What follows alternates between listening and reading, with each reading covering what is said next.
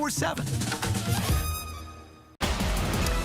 We are following breaking news here on this Thursday. Bill Belichick about to be introduced as the new head coach of North Carolina football. We are talking about the coach who's won more Super Bowls than any coach in history, just 14 games away from being the all-time winningest coach in the NFL. Many of us thought that Bill Belichick would return to the league to try to break Don Shula's record.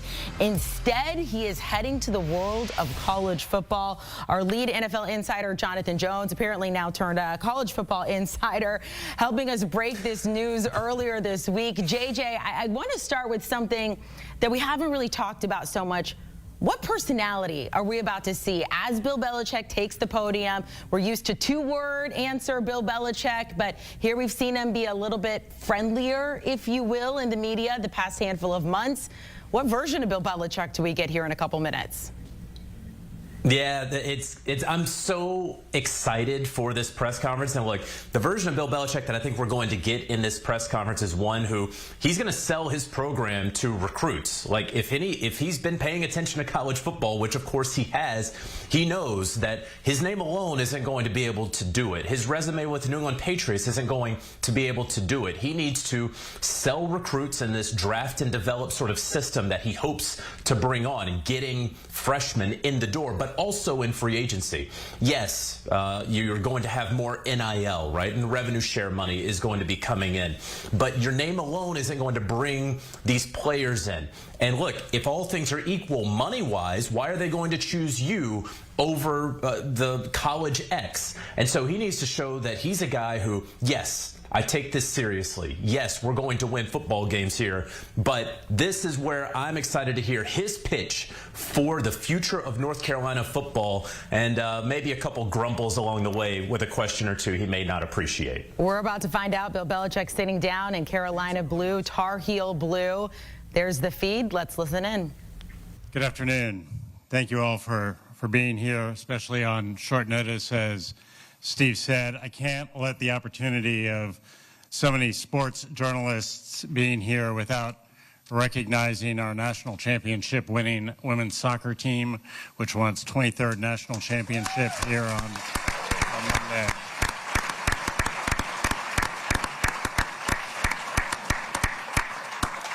Indeed. I also want to thank my colleague, Bubba Cunningham. I've said publicly earlier that Bubba is among the most respected and admired athletic directors in the country, and the last couple of weeks have shown once again why that is the case. He's conducted himself with an extraordinary level of professionalism and dedication, and I'm honored to work with him.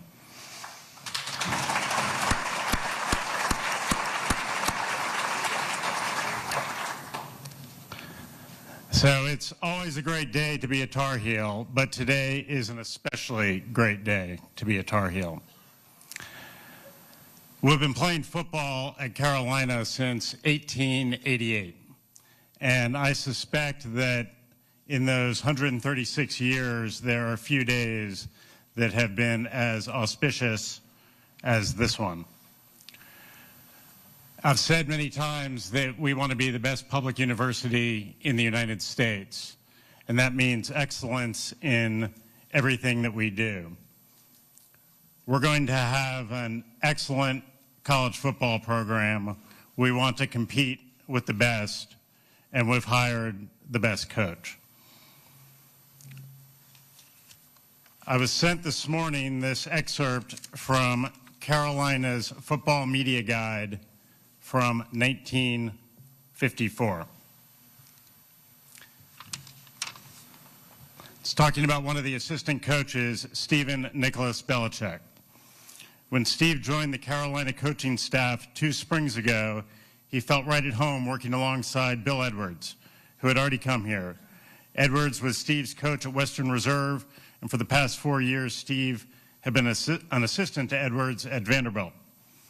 He began his coaching career at Southwestern Louisiana Institute during his Navy V-12 training, became head coach at Hiram College in Ohio, and remained on that job 3 years before joining Edwards at Vanderbilt. Steve Belichick established a record for himself as a coach on pass defense at Vanderbilt. Steve is married to the former Jeanette Munn of West Palm Beach, Florida. They have a 2-year-old son, William Stephen. So, Coach, welcome back to Carolina. Thank you.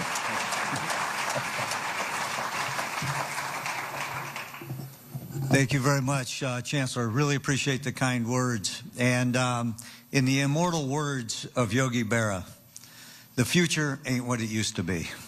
And we are embarking on an entirely new football operation, and we can't wait to have Coach Belichick leading the charge for us. Over the last 4 or 5 years, anytime there's been a search anywhere in the country, they thought the first 2 people you should call are Brad Stevens and Jay Wright, so that's why I called first. I didn't think either one of them were interested, but then we said, all right, how big can our list be and who should be on it? And we are here today to celebrate an incredible day for Carolina athletics and having Coach Belichick join us at the university. We are known as the University of National Champions, and we have a Super Bowl champion coach who's here to lead the program. With him today is also Michael Lombardi, former general manager in the NFL, and the future of college athletics is changing, and we want to be in the forefront of that. Coach Belichick has demonstrated his passion for teaching, for coaching, and for lifelong learning, and he is an absolute perfect fit for us at this time in the history of the university and the history of college sports. Please welcome the new head football coach at the University of North Carolina, Coach Bill Belichick.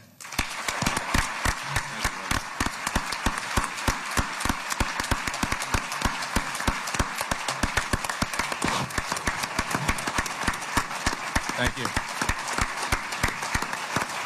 Thank you. Thank you. Bubba, I believe you have a presentation for Coach. Chancellor also. All right. You got a jersey. And I did get a new sport coat for the occasion. Oops, sorry, Bubba.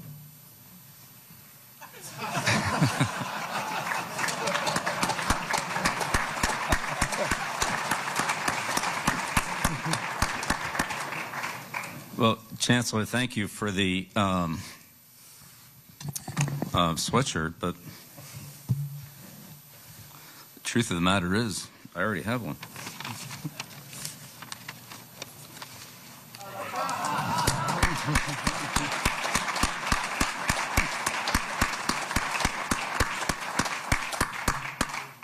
It's good to have two. That was actually my dad's from when he coached here. Yeah. You can tell I like it, right? I've kept it a long time. It's got a little wear on it. Chancellor, Bubba, thank you. I can't express my gratitude to both of you, the Board of Trustees, for this amazing opportunity. I've always wanted to coach in football, coach in college football, and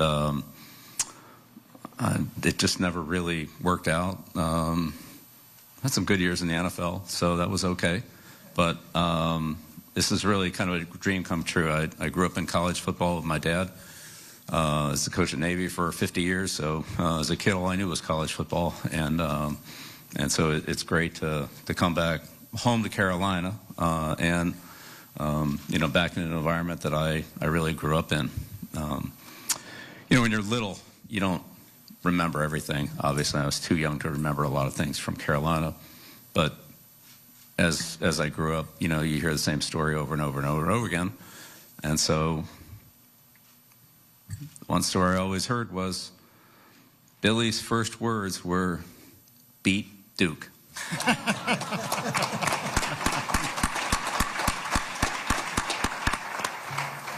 So, full circle.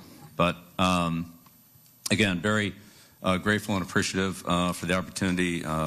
This is a great process. I've learned so much about the university and the support that we have for the football program. And this is, obviously a great educational school, and the kids here are outstanding. And we want to transfer that over to the football field and have an outstanding football team with those student athletes. So I'm here to as Bubba said, teach, develop, and build the program in the way that I believe in. And so grateful to have Michael, with me in this process. Michael and I have worked together for going all the way back over 30 years. And, he has a great knowledge of the general manager role, if you will, in this type of position with terms of, scouting 2 sets of players, high school players and college portal players, as well as dealing with some version of what's called salary cap, which is now, part of college football. So all that being said, I look forward to working, here.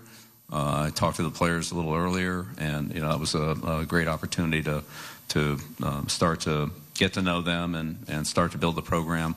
And I'm excited to continue that process. And also met with Coach Kitchens, who will be, the first member of the staff that we hire. And, I have a ton of respect for him, as well as for Mac. There's a lot of respect for Mac and his career, what he's done. So also look forward to, connecting with him down the road. But excited to be here, excited to be in college football, excited for the opportunity to build and develop young student athletes, young men, and prepare them for their life, either in the NFL or professionally. But the lessons they learn will be professional lessons. They'll be pros in all areas, and that's what we want to develop, as well as having a winning program, a successful program. But we want to develop good people and good kids and good football players. So, Steve? Thank you, Coach. Forgive me before we go to questions. One omission. There are a lot of luminaries in the room right now, but only one of you were inducted in the Pro Football Hall of Fame and the College Football Hall of Fame in the last 6 months. Julius Peppers.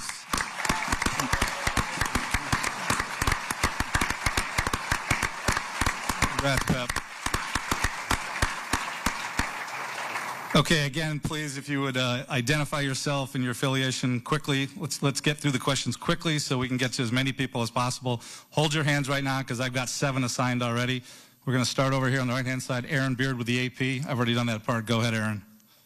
Hi, Coach. When you were studying college football in the last year and examining it, so much more has come into professionalism in the model, whether it's NIL, portal, revenue sharing coming up. How many parallels did you see to what the experience you've had at the pros, and do you envision it sort of being like a mini NFL team in that regard? Yeah, thanks, Aaron. I do think there are a lot of parallels. There's certainly some differences, but there are some parallels, and I think that's the reason for the general structure of Michael as a general manager and myself as a coach, and working together collaboratively like we have done in a professional organization. So. Yeah, I do think there's some parallels. There's differences for sure, but yes. Right next to him, Brennan. I'm sorry, Coach, go ahead. Hey, Bill. Brendan Marks from The Athletic. At what point in this process did you decide or know that you wanted to become the next head coach here? Was there a singular moment when that happened? And can you elaborate on the investment that North Carolina and your conversations with the Chancellor and Bubba made to make you feel comfortable taking the role?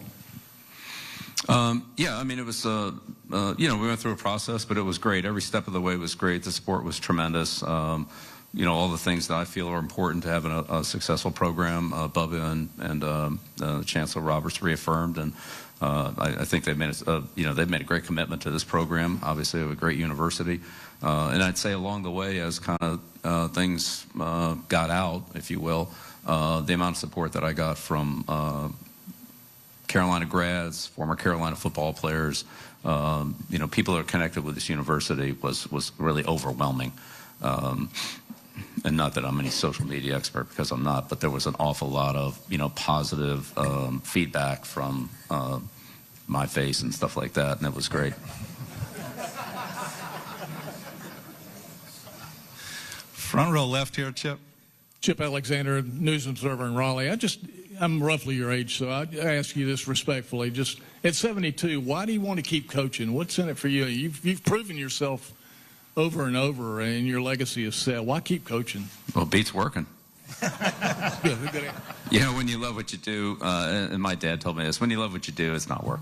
It's really, I love what I do. I love coaching. I love the interaction with the players. I love building a team, working with the assistants, game planning, the game itself, which, there's some good ones, there's some bad ones, but they're all learning experience, and working with, young kids who, with the energy, enthusiasm to want to be good, to want to be successful. It's great every day to wake up and come into that environment. Thank you. Okay, we got Andrew, then Michael. Hey, Coach. Andrew Jones, Tar Heel Illustrated. A lot of talk's been made about the difference, how college football is a lot more like the NFL, like what you were talking a few minutes ago with finances. What about scheme? How much can you take from the intricacies of the scheme you use with the Patriots to college when you don't have as much time with the college kids? That's a great question, Andrew. I think in some respects you have more time than with college kids. Not as much meeting time, but more practice time, certainly more opportunities to practice in pads and work on fundamentals and things like that. So, it's a trade-off, but, in the end, scheme-wise, I want to be versatile and take advantage of the personnel that we have. And so I've always coached that way. I don't want to just, run one front and run 4 or 5 plays, and that I just don't believe in that. I believe in attacking the defense, in defending what the offense does well, and that takes some versatility. All two teams aren't the same, and I think you have to play them differently from week to week. So that's what we'll do, and we'll use our personnel the best we can to do that. But we'll have a versatile and system that will incorporate any good player. If we have a good player, I've never told Michael, hey, that's a good player, we can't use him. Give us a good player, and our scheme we'll find a way to work that player into the scheme. Michael, then Adam, over here on the left, Coach. Hey there, Coach. Michael Kill with WCHL and ChapelBoro.com here in Chapel Hill. You've mentioned that you've talked to the current players already. Have you had conversations with some UNC football alums, guys like Julius and other players in the past? And what have those conversations, if you have had them, been like? Yes, I've had conversations with, with Julius, LT. I mean, he's the greatest players that have played here. Very supportive. Talked to Michael the other day. Very supportive. There's been a ton of support from ex-players and other UNC alums. This is a great brand and a great support system here. So I'm excited to just spend more time with these people and to get the support that they've, I'll say promised, but that they've, indicated that how much they want to be a part of the program and how much I want them part of it. Thank you. Adam, right here on the end, Coach, second row, and then Brian. Hey, Bill. Adam Smith with Inside Carolina. What were your impressions of UNC as a football program from the outside when you were in the NFL for so many years? It sounds like when you would come back here to scout, occasionally the place made, an impression on you. Well, come back here to scout is, as a coach, you kind of get where you go where you want to go, right? And maybe you send your assistants to, somewhere else. You take the trip to Carolina, take some of the other better trips. But, Michael and I have made trips down here to scout players. But, I'd say the overall impression, like, great place to go to school, great program, but, it's been a while. 1980, that was the heyday, really, and we got Taylor right after that at the Giants, and talked so much about, the Tar Heels and their great program, and kind of hasn't been to that point since. So, I think there's a lot of pride in this program, and, I want to do everything I can here to help, take it to the highest level. Got about 5 in this section. Brian, then Marty right in front of him. Brian, go ahead. Hey, Coach. Brian Murphy with WRAL.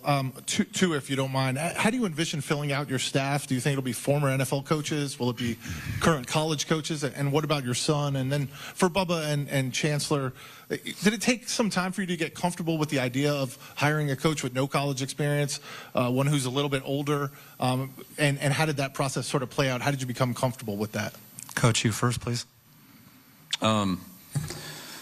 Yeah, on the staff, we'll hire the best coaches we can hire. I want to do everything I can to help this program and make it as strong as possible. So we'll hire the best ones we can get. There are several college coaches that are involved in bowl games and so forth. And so I wouldn't interfere with the process at those at those schools with their commitments to their teams. So we'll see how it goes. But look, in the end, I've already had a lot of people contact me. There'll certainly be a strong presence of NFL people on the staff. I think that's a certainty, and not only in the staff but in the training area. But at the same time, I'm looking for the best people we can get for Carolina, and that fit, I think, is a little different than what an NFL team would have, but we'll see. Chancellor, you want to go first? Bubba. I kind of got over the hump on the collegiate head coaching experience with Damon Nahas and Aaron Matson.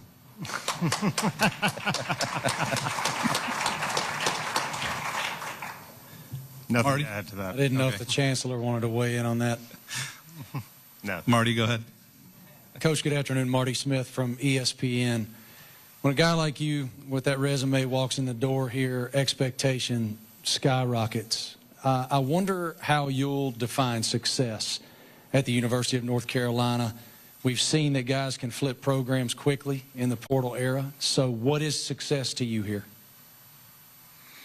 Yeah, well, success is, it's a day-by-day process, and the only thing we can really do anything about is, today, tomorrow, what's immediately in front of us. So take advantage of every opportunity we have to build the team, improve the team, get better, and keep stringing a lot of good days together, and the results will come. Pat Welter. Pat Welter, WRL. Bill, what do you say to people that fear that if you do succeed here, that you might leave for the NFL again in a year or two? Yeah, I didn't come here to leave.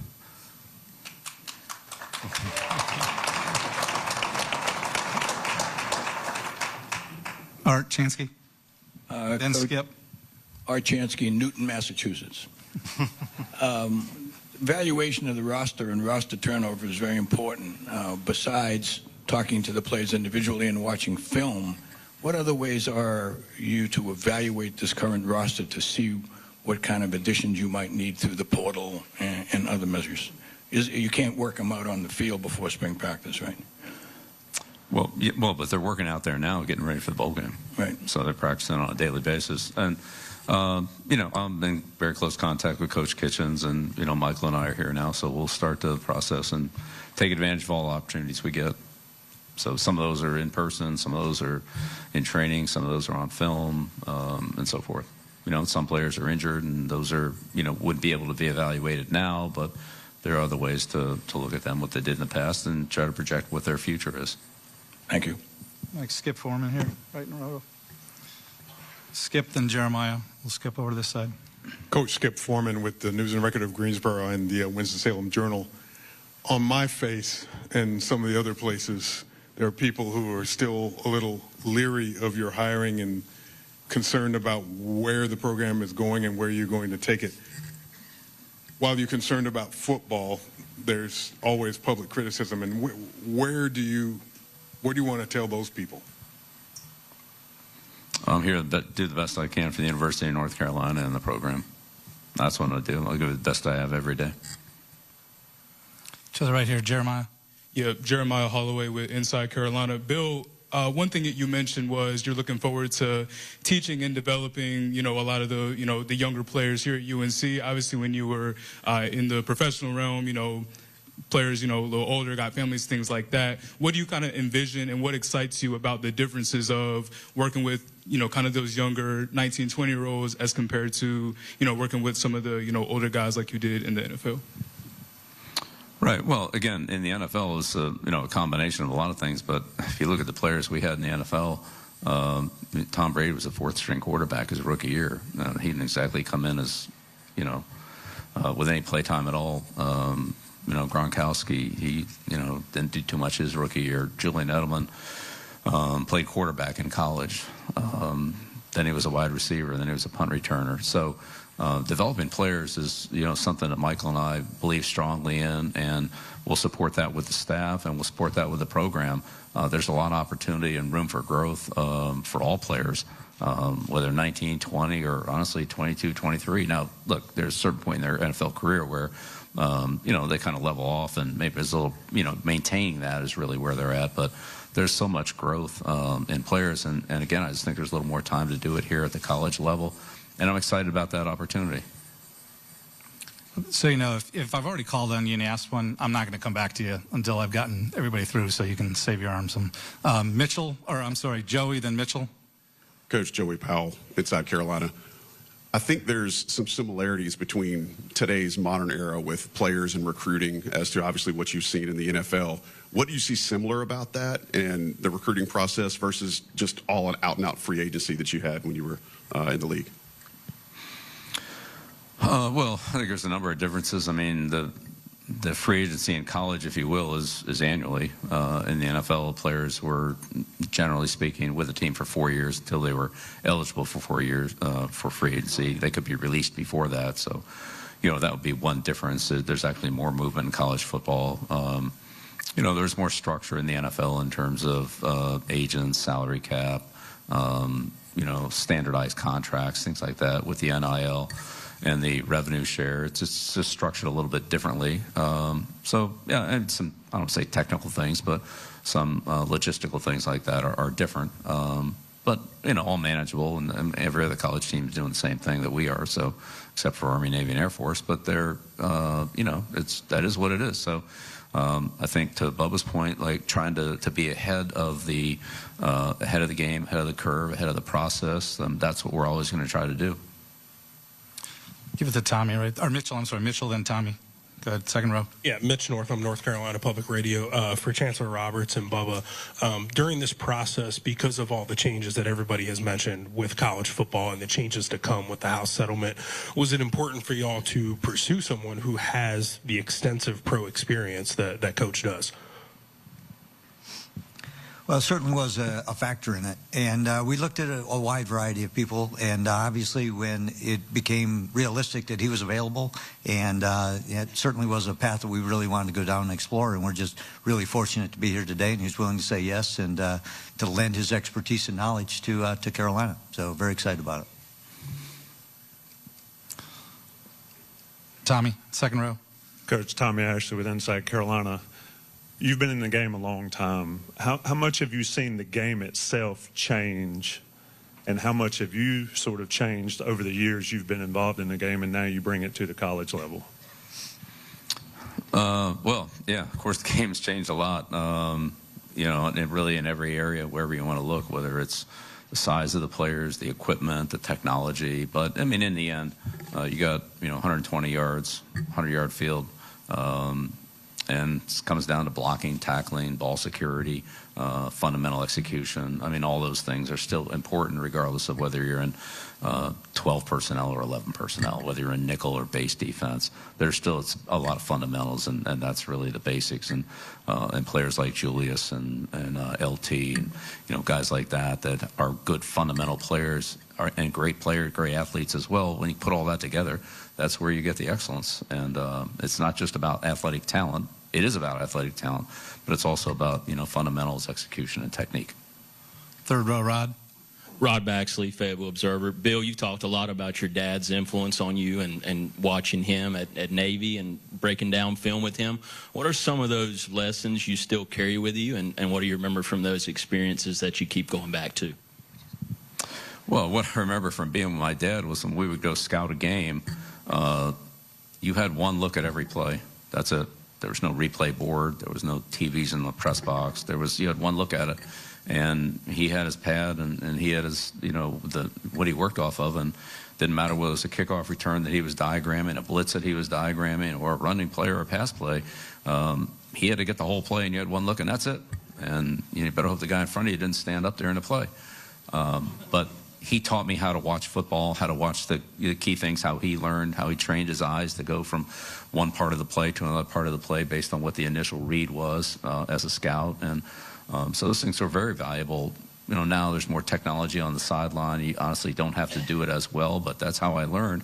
And that's what a coach does in practice. I mean, you basically get one look at the play. You're out there in practice, and you want to see as much as you can and then make the corrections and identify whatever needs to be adjusted or corrected on the play to the best of your ability. And that's always been very helpful to me, is to be able to, see what multiple people are doing at the same time and try to identify what to correct the player on, or what coaching point to give them to help them do it better. And so that's my job, is to help the players. And all those lessons were very helpful to me.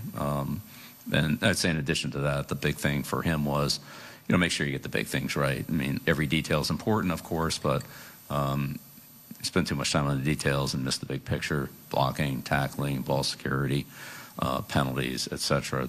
Important things like that. Then the time that's spent on some little detail really doesn't pay off as much when you're not doing the big things right. Make sure you get those right first. Folks, I'm going to swing over to this side. One note, Chancellor has to step out at 2:40 to get to another meeting. We'll continue on a little bit after that, but if you've got something for the Chancellor, kind of let me know that. Right here in the front left, Brett Friedlander, and then TVD in the second row. Brett Friedlander, Saturday Down South. Coach, how hands-on do you plan to be in recruiting, and how much do you plan on delegating to your staff in that respect? And also, do you have a long-term plan as to how long you want to or will feel like doing this? I mean, I feel like doing it a long time, so I'm good to go. Well, look, I think the recruiting process belongs to everyone. It belongs to Michael and his scouting staff and evaluations and setting that up, the recruiting department, in terms of making this an attractive visitor or destination for the athlete. But it's also part of the coaching job, and certainly the head coach has a big role in that as well, to ensure the athletes, the student athletes, that you're giving them what they want. And there's not always a fit there. Sometimes that doesn't quite match up, but this university has so much to offer, and our football program has a lot to offer, that I think that we'll be able to attract a good quality player. Michael, Ross, then Caroline. Michael Perchik, WTVD. Coach, what have you learned during your year away from the sidelines, or even being around the Washington program, in terms of different schemes or running a college football program, in terms of some of the intricacies when it comes to recruiting or NIL or the day-in, day-out operations? Yeah, well, first of all, learned it's a lot of fun being in the media. That's not bad. Spent a lot of time, as you said, around the Washington program. Coach Fish was, I was out there in the spring training camp during the regular season, and I saw a lot of what they did, and I think Coach Fish runs a pro program, if you will, modeled after a pro program, and I think it's very similar to what my thoughts will be on that, and what Michael and I have talked about. So, and Michael worked with him out there as well too. So, I think that's definitely let's call it a template, but every situation is different, and it wouldn't be that exactly, but yeah, but being away from it has given me an opportunity to look. I never really watched college football much during the college season. I watched it very much in the spring, looking at draft prospects and so forth. So this year I had a much better chance to follow the college game, go to college games, see the college experience on campus, which I did that several times. It was awesome. Go to several high school games, which, other than watching my kids play, it wasn't something that I had much of an opportunity to do. So I think I have a better overall perspective of just the game of football, and certainly the fan interest in football. I think sometimes when you're just locked into coaching your team, you're not as aware of what the external excitement and energy and feelings are, and now that became much more evident to me. And I think it's great. It's most popular sport by far, and I can see why. Everybody's into it. The world just, a lot of it, not all of it, a lot of it is revolves around football. Folks, I've got 6 more written down, so don't raise your hand at this point. We'll see how we get through. Ross, then Caroline, Andrea, and Chris in the back. Go ahead, Ross. Ross Martin, CBS Sports, 24/7 Sports, and the Big Hitters Only podcast. Did you talk to Coach Nick Saban? And if so, what questions did you have for him? What advice did you seek from him? And what kind of stuff did he tell you to get prepared for the college game? Yeah, Coach Saban and I have a long friendship and relationship. I have all the respect in the world. Love Coach Saban. In all honesty, I would just keep our conversations private. I don't think, really those are to be shared publicly. I appreciate the question, but there's nobody I respect more than Coach Saban, and he's been a great friend for 40 years. Right in front of you on the aisle, Coach Caroline. Caroline Wills from the Daily Tar Heel. First for Bill. You mentioned wanting Bill Belichick talking for a little bit more than 30 minutes now as the new head coach at North Carolina, saying, I didn't come here to leave, talking a lot about how he's looking forward to developing young players at the college level. We're going to get reaction from Logan Ryan, who was drafted by Bill Belichick, also our lead NFL insider, Jonathan Jones, just after this.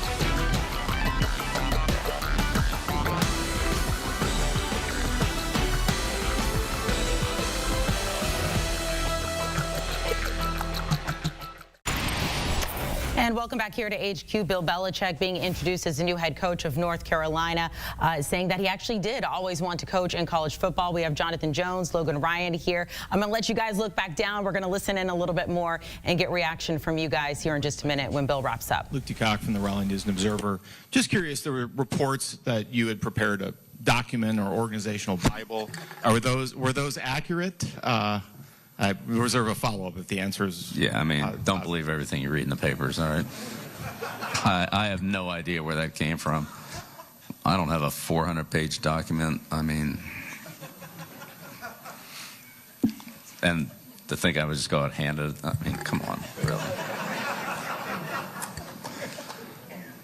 In terms of your thinking for what you did want to do with the job, at what point did you start thinking in your head, if I had a college program to run, this is what I would do? Because you obviously spent so many years in the NFL world of thinking how I would run an NFL team or organization if I were at a different one than the Patriots. At what point did college start really becoming a focus of your thinking?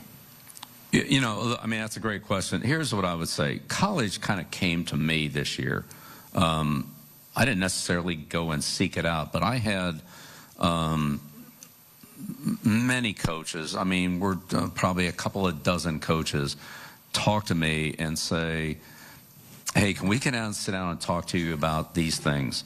The, let's call it salary cap of pro football relative to college football, the headsets, the green dot, the 2-minute warning, the tablets on the sideline.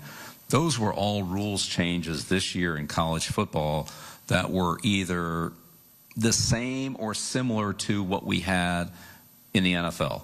And these coaches said, hey, coach, can we just talk to you about how you did this, how you did that, what, you know, how did you use this, what, you know, how did you handle the, you know, talk about the 2-minute, you know, how did that, what did that warning, how did that affect your strategy at the end of the half, the end of the game? How did you look at it? You know, how did you break it down?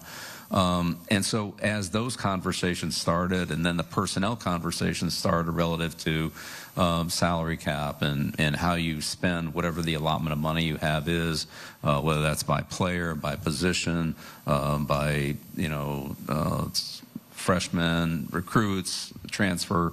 How did you look at that? And so I had multiple conversations with several coaches in this conference, within the Big Ten and Southeast Conference, and others. So, and sometimes there were coaches who were on the staff that were responsible for, let's call it situational football, for kind of organizing that, or in some cases, a person in the organization that was maybe in football, but now being moved over to the, let's call it, semi-general manager type role, that wasn't familiar with that aspect of what was now invading college football, right, with the, you know, the revenue share and the NIL. So I say that started to make me a lot more aware of it, because the first thing I had to do was learn about it and say, okay, well, what are you dealing with here? And then they would kind of explain, all right, well, here's our situation. Then you hear another coach at another school explain it sort of the same way, but it was different at his school for whatever reason it was, and so forth, on and on and on. So in the end, long answer to a short question here, sorry.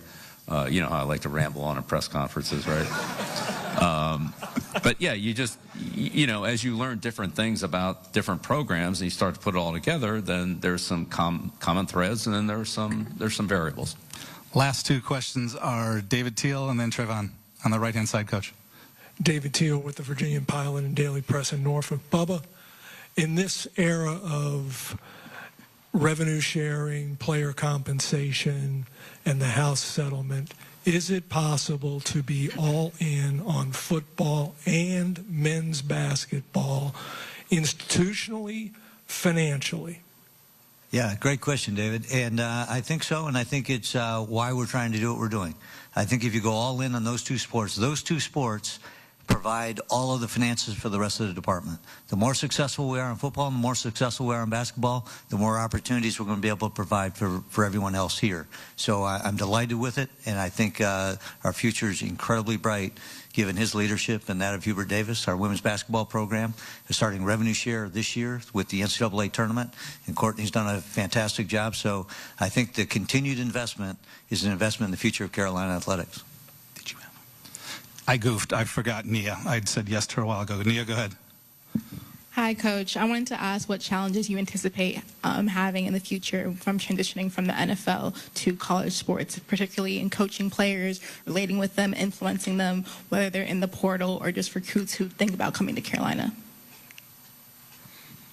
Well, I mean, we'll see. You know, I've had an opportunity to coach young players at various points in my career, whether it was, you know, kids on other players on my kids' teams, or again, I had an opportunity to work some at the University of Washington, be around that team for multiple weeks out there. So, but again, it's a process, and I would say, as a teacher, you try to find ways to help the students, help the players, and if you can do that, then they have a tendency to listen and want more if they're motivated, which most of them are. And if you can't, then, you know, then they look somewhere else. So I know I can help individual players. I know I can help our team be successful. I'm going to do all I can to give my best effort to do that on a daily basis. You can count on that. Last question, second row on the end, Trevon. Trayvon Miles, ABC 11. Coach, your ties to this university are well documented. You brought your dad's hoodie. There's a picture of you in Kenan Stadium as a youngster floating around here. You mentioned that college came to you. How important was it that it was this university and your ties to it, whether it be in the past or your father's ties, as opposed to a traditional powerhouse football program? It was most important. It was most important. All the things that the University of North Carolina stands for, the academics, the cultural, the research, just the whole, everything it stands for, both athletically, which has been tremendously successful in all sports. I spent, quite a bit of time with Coach Petramala, with Coach Bresci in the lacrosse program, and many of their players as well. I've spoken with them. So it's been really kind of a connection to this school, but everything that it stands for, on the field, off the field, and really the destination that Carolina is for really so many student athletes. There's so much opportunity here. I'm honored to have an opportunity and thrilled to be a part of it. Appreciate it. Coach Belichick, thank you very much. That concludes our And there he is, maybe even a softer version, a smiling version, even a rambling version, as he pointed out, of Bill Belichick. Very different than the press conferences we saw when he was in the NFL, the new head coach of North Carolina football. A lot to unpack from this. We will be right back with Logan Ryan, who was drafted by Bill Belichick, and Jonathan Jones.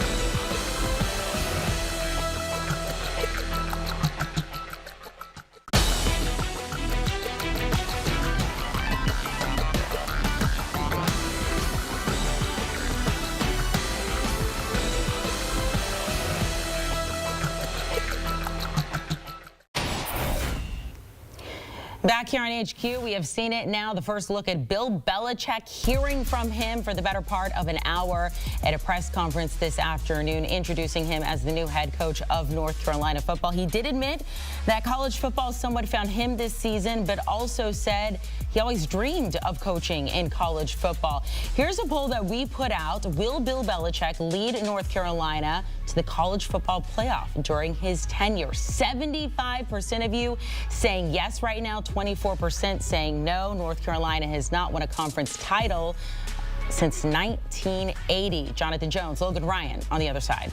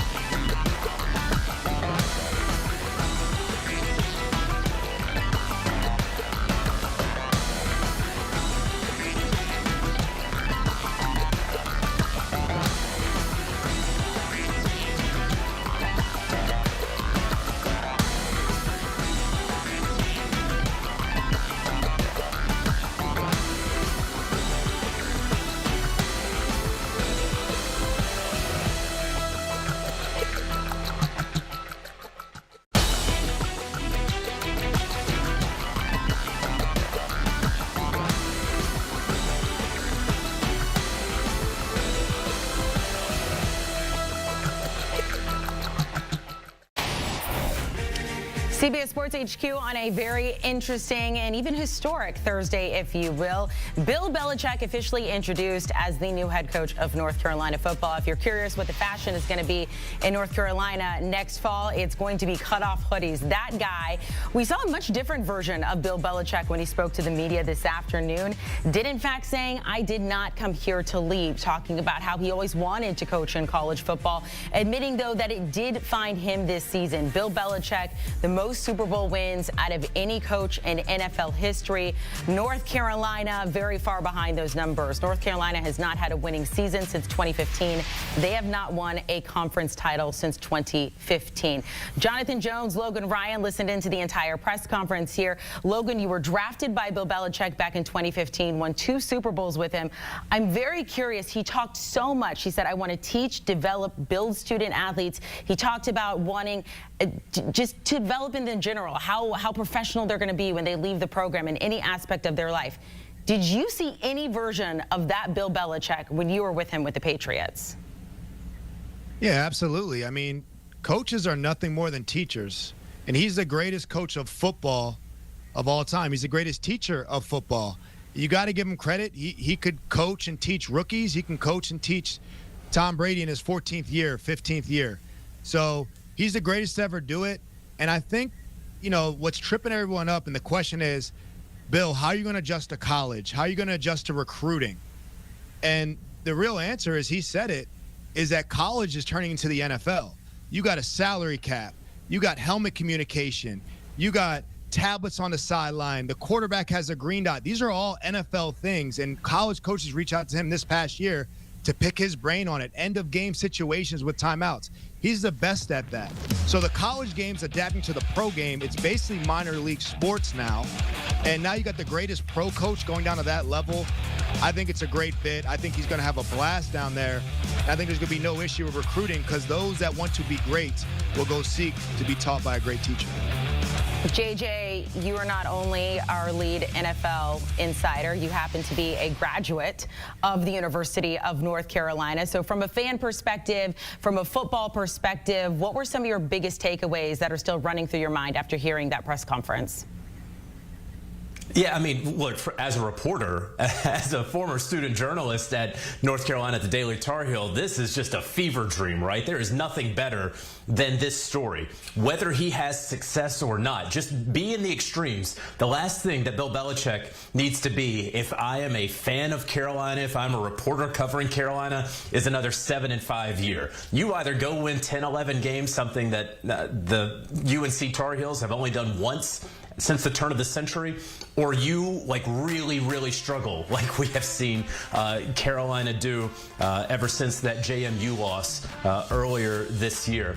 Look, I don't know, and I don't know that anyone could confidently say that they know that this absolutely will work, but I think Logan hit on a number of fantastic points, that because these two games, the NFL and the college game, are more similar today than they have been in recent memory, that gives you a lot of hope that Bill Belichick is going to be able to recruit. There's no question about it. Parents are going to want their children to go to Bill Belichick's program, but you know, in free agency, you sign, you know, a 1, a 2, a 3-year contract. When you draft and develop, Belichick talked about this. It was a 4-year contract with a 5th-year option and franchise tags. Those don't exist in college. So there's going to be a re-recruitment. And it's not just, hey, how much do you like Bill Belichick? It's how much do you like money? And that's why UNC and its donors have contributed, what I've been told, 4x the sort of NIL money that had previously been there in order to make this a top flight program, in order to make this a program that Bill Belichick wants to lead. He's not just there because his dad coached there. He's not just there because he likes the color Carolina blue. He's there because he believes he can win at the college football level. And to do that today, you have to have money, and that money is now going there. I'm going to get into the football side of this, but I kind of want to go back to the personality side. JJ, we were talking before the press conference started, and you said, what sort of version are we going to get from Bill Belichick? I mean, he even made a joke about himself. He said, when have you heard me basically ramble on at press conferences before? This was a very long press conference. He went very in detail into every single question that was answered, and he talked a lot, as I mentioned, about wanting to mold these young players. And a lot of people have questioned, oh, well, can these 18-year-olds, you know, stand up to Bill Belichick? Are they just going to jump in the portal if he starts to become mean at him? Did his personality surprise you at all, what we saw here the past hour? No, it didn't. It sort of, as someone who has watched, who has participated in a number of Bill Belichick press conferences, this was a Bill like in a midweek after a 3 or 4 game win streak.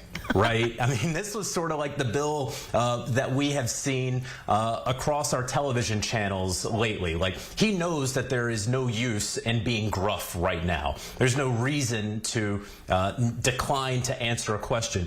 He was asked a very great question by Ross Martin about his relationship and talks with Nick Saban, and he very respectfully said he was going to keep those conversations private, but he went on a little bit about Nick and about how great of a coach and friend that he has been. You still have to recruit. Bill Belichick is not, ignorant to that. However, I did appreciate that he didn't go over the top. He was still himself, right, Logan? Like, you still saw, okay, that's still Coach Belichick. That's not Bill. That's not this new dude. He's still himself, but he also knows, hey, I still got to talk to these 16 to, frankly, 23-year-olds out there. Logan, do you agree with what JJ just said? Yeah, I agree. Look, I've seen Bill Belichick in the draft process when he scouted me. He came to Rutgers a lot. Steve Belichick was a teammate of ours. So I saw him as a dad at Rutgers and then recruiting me or scouting me for the New England Patriots, drafting me, and then being in his meeting rooms for 4 years. And what a lot of the media has not seen until this year is his real personality, that he does get loose. He does tell some dry jokes at times that we all don't get right away. He does have a sense of humor. So I think we're starting to see that on media now. People are trying to see, oh, this really Bill. What's he really like? And it is a lot of that. What he sees seems like his natural self. He's showing, one, I think when he's coaching, he's not going to give away any strategy. So when you ask him questions or you don't ask him the smartest questions, he's not going to have time for it. And he's not really going to give away any strategy or any advantage to the opponent. He really thinks everything needs to be an advantage for the home team. And then, obviously, he does not want to bother himself on selling when he doesn't have to, but he does understand that he is recruiting. He understands why he's selling, why he's coming to UNC, he's selling to the recruits that are out there. So he is smart enough to understand the importance of media. It is no longer the enemy. Maybe in the 90s, the newspaper, early 2000s were the enemy to a team. Now he understands working in it how much you do need them on your side, especially at the college level. And he definitely did say there, I didn't come here to leave. Let's go back to the football side of this, and both you alluded to just how much closer we're starting to see college football and the NFL. It's going to be run very similar to how he ran an NFL team. There's going to be a GM, there's going to be him. They said, how much of an NFL staff are you going to have? He said there's going to be a large presence, mainly in the training area.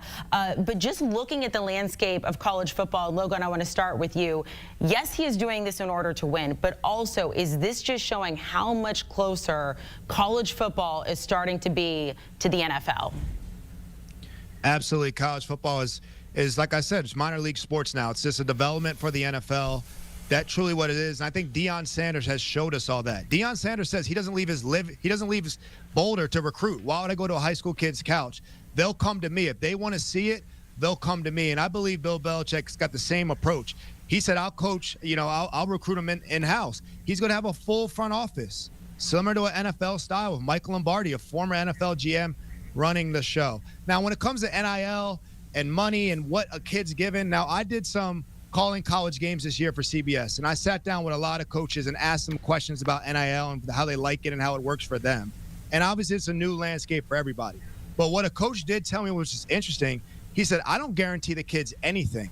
They can earn it. We're giving these kids contracts. It could be incentives in there. It can be they have to show up and earn their paycheck. So, yeah, you can come play quarterback for us, but you got to throw for X amount of touchdowns or have X amount of starts, and we'll pay you on the back end, similar to an NFL deal with incentive-based contracts.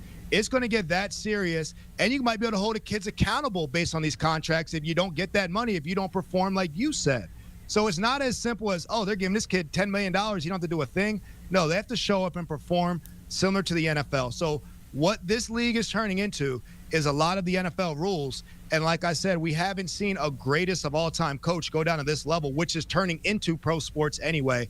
I think he has a huge, huge advantage on the other coaches out there. JJ, one last question. I want to send it to you. He was asked, what will success be at North Carolina, a team that has not seen success, postseason, if you will, from the regular season in some time here. And he said it's a day-to-day process. We put the poll out on YouTube asking, will North Carolina get to the college football playoff in his tenure? 74% of people said yes. What will success be in the first handful of seasons, do you think, for North Carolina? How do you define that?